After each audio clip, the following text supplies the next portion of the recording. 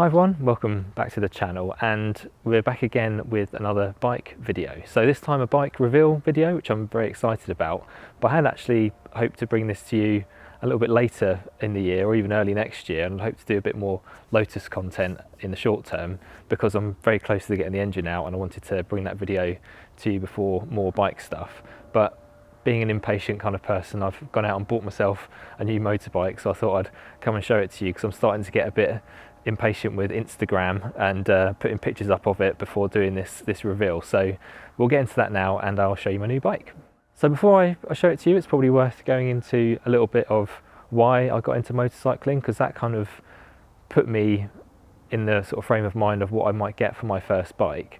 But as you'll see, I've actually gone in a completely different direction, even though the bike I've ended up with is very sort of me and in keeping with my car collection. So going back in time to about 2021, which is when I first started thinking about learning to ride a motorbike, I'd been, or as all of us had, we'd been sort of locked in with COVID and not being able to go anywhere and that sort of thing. And I guess a kind of escape from that, I'd started watching the Long Way Round and Long Way Down TV series of Ewan McGregor and Charlie Boorman on their big BMW GSs going across the world. Now that was a very sort of old series anyway. I'd watched it when it came out back in 2004, 2005, whenever those series were originally broadcast.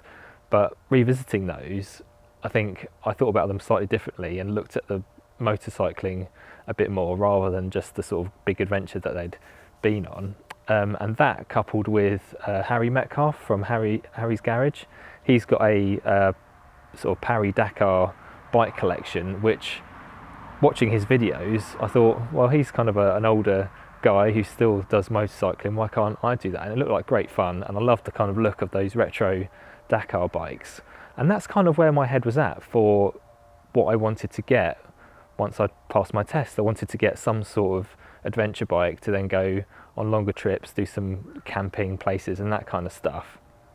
But what I liked about Harry Metcalf's collection was sort of the retro looking ones. And if you look at modern adventure bikes, they're not very good looking in my opinion. Some people may like them, but they're all sort of plasticky and pointy and that sort of thing.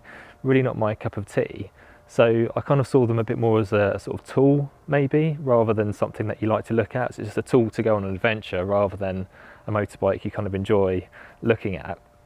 And with that in mind, I still kind of had my heart set on some sort of adventure bike when I passed my test, even though I didn't have very much of a big budget. The bikes I was kind of looking at were like the Africa Twin, like Harry Metcalf's got, but those have kind of gone up in value. But there's a sort of sister bike called the Honda Transalp, and that's a bit more of like a road focused, more beginner friendly version of the Africa Twin. And they're very cheap to buy as well, so, and reliable. So I was kind of on the lookout for one of those. I really like its kind of retro chunky looks, and that's kind of what I was focusing on. A couple of other bikes I've considered were the BMW F650 GS, which is a single cylinder GS, much smaller bike, but it looked kind of a bit dirt bikey, and that's not really the look I wanted to have. And the other one was the Yamaha Tenere 660, I think, again sort of a single cylinder one, which are actually just slightly bit higher than my budget allowed. So yeah, very much focused on the Honda Transalp there. But as time went on, and I had my Bullet, which is a bit more of a sort of retro looking machine, I thought, well, the thing I'm enjoying about motorbiking is kind of just going around the country lanes and that sort of thing. I'm a complete beginner really, and I haven't got any off-road experience. I don't even know if I like going off-road. So as my first bike, maybe an adventure motorbike or a bike that can do a bit of off-roading isn't something I should get straight away. And 90% of my motorcycling is going to be sort of around this immediate vicinity, maybe going to like biker cafes or like a pub and having non-alcoholic beer. And what I enjoyed about having my Bullet, even though it's only a Chinese built 125, was looking back at my sort of retro styled machine and admiring it from a distance, and probably not something I'd do with an adventure motorbike. So I then thought, well, why don't I get a modern classic which will fulfill sort of 90% of my motorcycling needs, and if I do want to go on a tour, then maybe I can still take a modern classic on a longer trip and I wouldn't do any off-road anyway, but perhaps, you could put some knobbly tyres on and do like a gravel track or something like that. So the sort of, I guess, poster modern classic novice friendly bike that you might have seen is called the Royal Enfield Classic 350. So this is a very old looking bike, but with modern sort of mechanicals and that kind of stuff. Quite cheap to buy, really, really gorgeous looking. But my main concern with that bike, being my only bike, would be that it's probably not suited for longer trips on motorways and things like that, because it's only got about 22 horsepower or something like that. And I thought, well, that might not be that great. It might be a bit frustrating not having the power to sort of keep up with modern traffic. So that was one. Another bike from Royal Enfield, which I thought may fit the sort of adventure side of things, as well as having those retro inspired looks, was the Royal Enfield Himalayan 400, or 411, I think, it's got slightly more capacity than 400. But again, for the same reasons, I think, that hasn't got a lot of power for sort of those motorway jaunts. Probably enough, but maybe something I might get bored of after a while, and I wanted something that would kind of keep me entertained. And they're not as good looking as, say, the classic 350. So that kind of then landed me on the Royal Enfield Interceptor 650. Now this on paper is perfect. So it's got a novice friendly 650 engine with an A2 compliant power output of under 50 horsepower. I think it's like high 40s, 47, something like that. The price they're pretty good. There's loads of them. So the used examples you can get for between £3,000 and £4,000 for one that's not too old, in good condition and with reasonable mileage. And I was kind of set on getting a Royal Enfield Interceptor 650 or a Continental GT, which is a bit more of the cafe racer style, but I thought perhaps it wouldn't be so good over longer distances. But then I started looking at Triumph Bonnevilles, sort of older ones around sort of 2008 to 2013, because they were kind of creeping into my budget of around £3,000 to £4,000. But it looked like I'd be buying kind of at the bottom of the market for those, and I thought, well, maybe that can be a future bike once I've got some experience on a smaller capacity machine and kind of graduate to the Bonneville later. So I got a Royal Enfield Interceptor, right? Well, not quite, because I went out on my bullet to a biker cafe, and I saw a particular motorbike there, and I was completely mesmerised by this thing, and I thought, I've got to get that.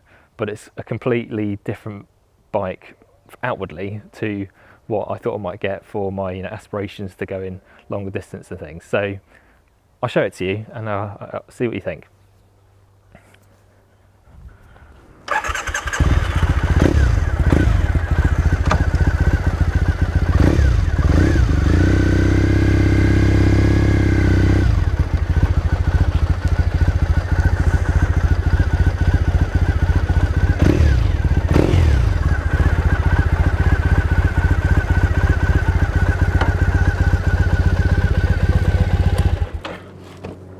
So welcome then to my Triumph Thruxton 900.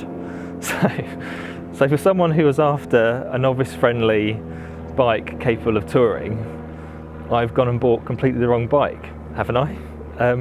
Well, maybe not, because this bike is actually based pretty much on the contemporary of its, well, the Bonneville of its time.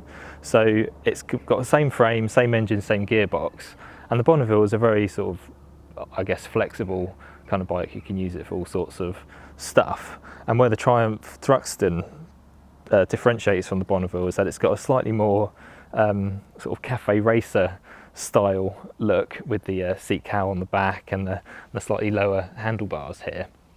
But it's essentially the same as a Bonneville. So it's got 865cc engine, but it's putting out under 70 horsepower, which crucially is less than the Yamaha MT-07 that I learnt on, and it's heavier as well, so it doesn't feel quite as quick as that, and certainly it's a bit of a softie as well. So even though it's cafe racer looks, it's much more cafe than racer. It's not very hard edged or anything, and once you get used to the slightly more lean forward riding position, it's actually very easy to ride. So the clutch is very smooth, and the throttle comes in very linearly, so it's not snatchy at all. And yeah, it's great. It's got more than enough power, as you'd expect from an 865cc engine, but it's still not fast by bike standards, so it's not terrifying for a beginner.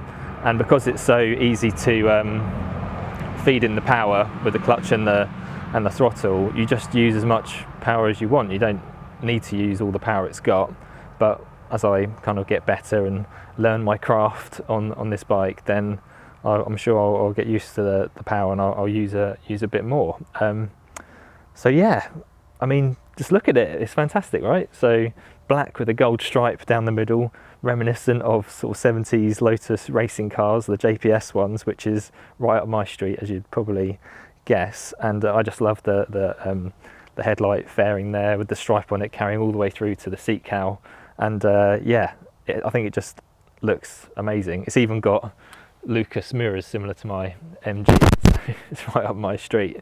I love the white dials as well. They look very sort of retro, and it's very sort of authentic, old school bike, I think, this. And yeah, I'm looking forward to using it. We'll just have to see how I get on if I do take it longer distance. I think it's just something you just get used to. Perhaps with these rear set pegs and dropped bars, you kind of get into that position, and it's a little bit unfamiliar to me at first because my previous bike was a bit more upright, but driving it back or riding it back from where I bought it, it was a fair distance away on the motorway.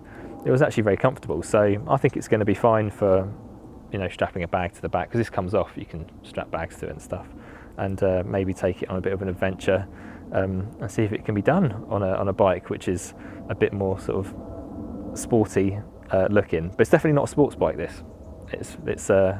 It's a very sort of soft bike, softly sprung, very easy to control. So great, that's my new bike. I'm absolutely smitten with it, and I'm looking forward to bringing you some more on it. So I'm not going to go into more details today. There's loads to talk about. This bike's not completely standard, as you might have heard, so what I'll do is hopefully get a few more rides in before the end of the year, certainly before the roads start to get gritted. I think there's some good weather coming up soon, so I'll get out on it, learn a bit more about it, and then I'll be able to bring you a bit more of a more complete video on sort of the details of this bike and my sort of thoughts about riding it as a beginner.